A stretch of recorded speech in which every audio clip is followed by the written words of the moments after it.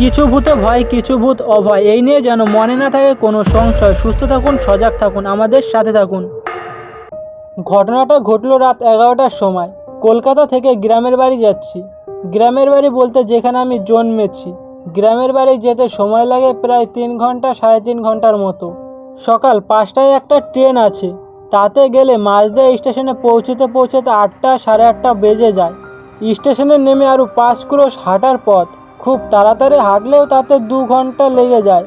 তাছাড়া সন্ধে 6টায় একটা ট্রেন আছে, সেটাই গেলে আবার মাঝদা স্টেশনে পৌঁছতে পৌঁছতে রাত 9টা, 9:30 বেজে যায়। আবার সেখান থেকে বাড়ি যেতে আবার ওই 11টা, 11:30 বেজে যায়। তাই সাধারণত ওই ট্রেনে যাই না। আরে ভাইপো দীপক যে, তা কেমন আছো? আর বাড়ির সবাই বা কেমন আছে?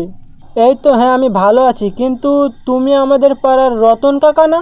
হ্যাঁ তো, তোমাদের সেই কত ছোট দেখেছিলাম, এখন কত বড় হয়ে গেছো। তা কলকাতায় কি মনে করে বাবা? এই তো কাকা, পড়াশোনার জন্য আসা, এইখানে থাকি আমি। তা ভালো, তা ভালো। কিন্তু তুমি এই সন্ধেবেলা কোথায় চললে বাবা? সে কাকা, কিছুদিন ধরে আমার পরীক্ষার জন্য আর বাড়ি যাওয়া হয়নি, তাই আজকে ভাবলাম ফাঁকা আছি, বাড়ি থেকে ঘুরে আসি। এই সন্ধেবেলা বাড়ি গেলে তো বাড়ি পৌঁছতে পৌঁছতে আবার 11টা বেজে যাবে। আর এই গ্রামের রাস্তাটা তেমন একটা ভালো না, সে তো তুমি জানোই বাবা। তা যাই করো, সাবধানে করো কিন্তু।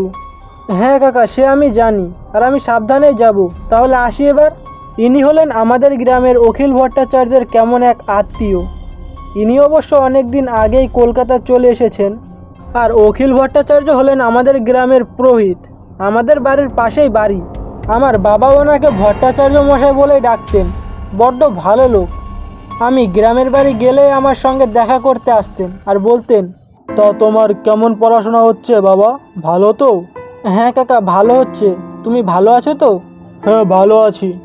তা খুব সাবধানে লেখাপড়া করো বাবা, এখন দিনকাল কিন্তু তেমন একটা ভালো নয়। আর কলকাতায় যে পরিমাণে গাড়ি ঘোড়া চলে, তাতে খুব সাবধানে চলাফেরা করো বাবা। ভট্টাচার্য মশাই হলেন আমাদের গ্রামের নামকরা পুরোহিত। তিনি না হলে আমাদের গ্রামে রাজবাড়ি থেকে শুরু করে সাধারণ বাড়ি পর্যন্ত কোনো বাড়িরই কোনো পূজা অর্চনা হতো না। গ্রামে কারো বাড়ি যাই হোক না কেন, সবাই তিনাকেই রাখতেন। আমি প্ল্যাটফর্মে গিয়ে হাত ঘড়িতে দেখলাম 6টা 10 বেজে গেছে। এ কি, এখন তো হাত ঘড়িতে 6টা 11 বেজে গেল। তাহলে কি ট্রেনটা ছেড়ে দিল? না, ট্রেন ছাড়লে তো ট্রেনে আওয়াজ শুনতে পেতাম। দেখি আর আধ ঘন্টা বসে দেখি, প্ল্যাটফর্ম পুরো ফাঁকা, কোথাও কোনো লোকজন নেই। নিরিবিলি প্ল্যাটফর্মটা যেন একে আলো আঁধারের রহস্য গড়ে তুলেছে। এ সময় আস্তে আস্তে আমার মনের ভেতর একটা অজানা আতঙ্ক ছড়িয়ে পড়তে লাগলো। আর ঠিক সেই সময় ট্রেনটা মিছিল বাজে প্ল্যাটফর্মে এসে পৌঁছলো। আমি ট্রেনের কামরায় গিয়ে একটু আশ্চর্য হলাম, কোথাও কোনো লোকজন নেই। কিন্তু পরক্ষণে মনে হলো, এই সন্ধেবেলা সাধারণত ট্রেনে একটু লোকজন কমই হয়। অন্য কামরায় আছে হয়তো, তাই এই নিয়ে আর বেশি ভাবলাম না। শিয়ালদা থেকে যখন গাড়িটা ছাড়লো, ভাবলাম মাঝদিয়া স্টেশনে পৌঁছতে বোধহয় অনেক দেরি হয়ে যাবে। তার মানে মাঝদিয়া থেকে যখন আমি বাড়ি যাব, তখন আমার বাড়ি যেতে যেতে 12টা বেজে যাবে। বাবা হয়তো বকাবকি শুরু করে দেবেন, বলবেন, আরে কি তুমি এখন আসছো যে, দুপুরে ট্রেনে আসতে পারোনি নাকি? আর এত রাতে তোমাকে কে আসতে বলেছে? তোমার কোনো কাণ্ডজ্ঞান নেই নাকি? তুমি জানো না আমাদের গ্রামের কথা, নাকি তোমাকে আবার বলতে হবে? সে যাক, যা হবে দেখা যাবে। ট্রেন মাঝদা স্টেশনে এসে পৌঁছলো। ট্রেন থেকে নেমে হাত ঘড়ি দেখে আমি চমকে গেলাম। এখন বাজে রাত 9টা, মানে একদম সঠিক সময়ে এসে পৌঁছেছি। যাক, এবার নিশ্চিন্ত হওয়া গেল। এদিকে প্ল্যাটফর্ম ছাড়িয়ে উল্টো দিকে গেট পার হলাম। গেটের বাইরেই বাজার। এত রাত বলে বোধহয় বাজারে কোনো লোকজন নেই। আমি তাড়াতাড়ি করে বাজার ছাড়িয়ে বড় রাস্তায় গিয়ে উঠলাম। মনে মনে ভাবলাম, যদি কোনো রিক্সা পাই তাহলে সেটা ধরেই বাড়ি যাওয়া যাবে। দাদা, আরে ও দাদা, বলছি শুনছেন নাকি? চলুন চলুন, যাবেন না? হ্যাঁ হ্যাঁ, না না, এত রাতে যাব না, রাত তো আর কম হলো না।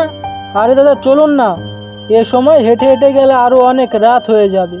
সে না হয় আপনাকে ভাড়াটা ডবলই দিচ্ছি, কিন্তু আপনি চলুন তো। আরে না না দাদা, এখন যদি আমি যাই তাহলে আমার আবার ফিরে আসতে আসতে রাত 12টা বেজে যাবে। এত কাকতি মিনতি করার পরেও কোনো রিক্সা যেতে রাজি হলো না। বেশি টাকার লোভ দেখেও কোনো কাজ হলো না। সবাই একই কথাই বলল। এখন গিয়ে আবার তাদের ফিরে আসতে আসতে রাত হয়ে যাবে বলে কেউই যাবে না। তাই অগত্যা আর দাঁড়িয়ে থেকে লাভ নেই, তাই হাঁটতেই শুরু করলাম। ব্যাগে কিছু জিনিস আছে, বাবার কাশির ওষুধ, মার হাজের মলম, এগুলো অবশ্য আমি ট্রেনে চড়ার আগেই কিনে রেখেছিলাম। রাস্তা দিয়ে একা একা হেঁটে চলেছি, চারিদিকে নিঝুম অন্ধকার। রাতে গ্রামের লোকজন তাড়াতাড়ি শুয়ে পড়ে, কেননা পরের দিন সকালে উঠে তাদের আবার কাজে যেতে হয়। বড় বড় গাছপালা দূরে থেকে এক রহস্যময় পাহাড়ের মতো গড়ে তুলেছে। পাশের ঝোপঝাড় থেকে মাঝে মধ্যে শিয়ালের কান্না ভেসে আসছে, আবার কখনো কখনো কুকুরের ডাক। এমন নির্জন পরিবেশে আমার যেন কেমন একটা ভয় করতে লাগলো, কিন্তু ভয়টা যে কিসের সেটা বুঝতে পারলাম না।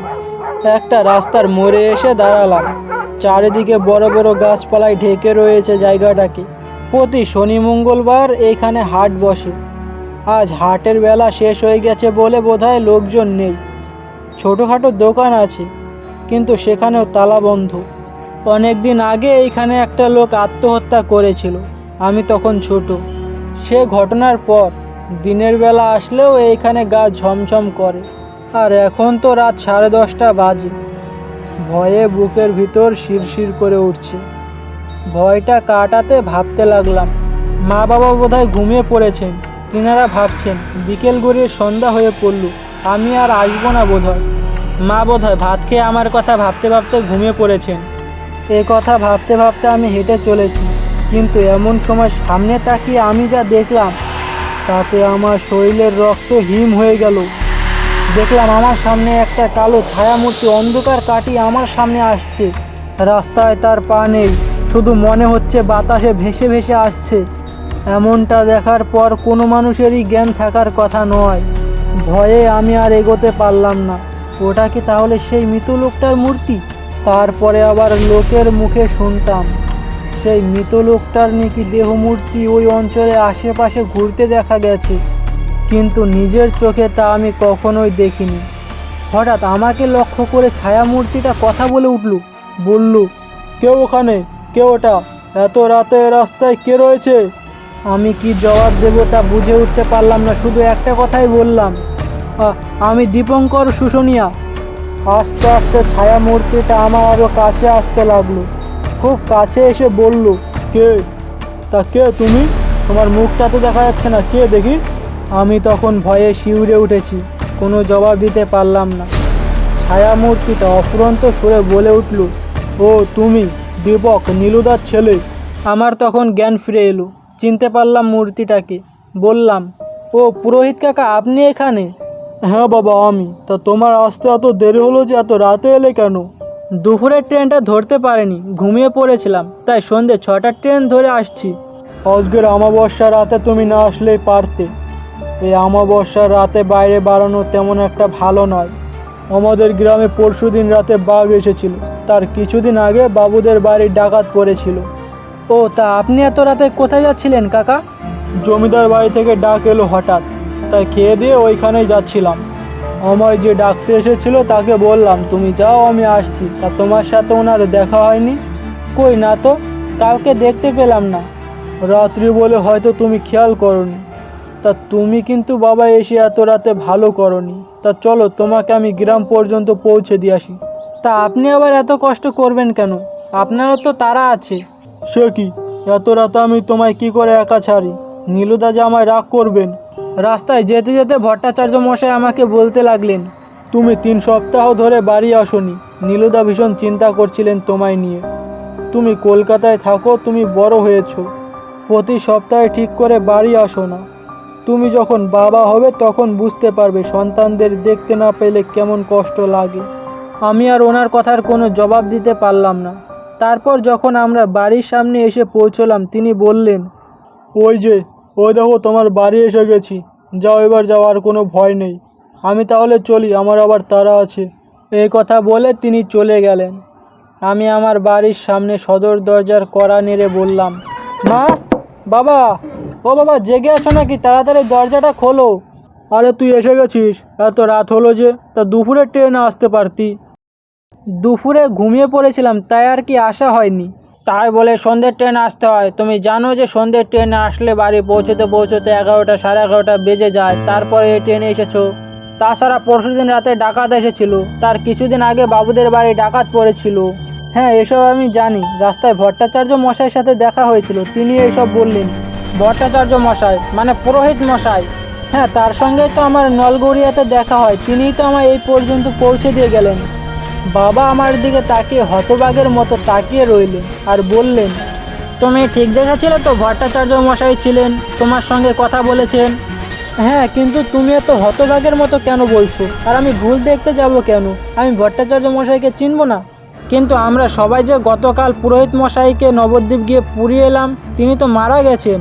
সবাই মিলে তিনার সৎ কাজ করে এলাম, তাহলে তোমার সঙ্গে দেখা হয় কি করে আর কথাই বা বলে কি করে?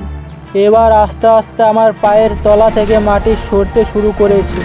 আসার সময় তাহলে যে সমস্ত ঘটনা ঘটলো তা সবই সত্যি ছিল।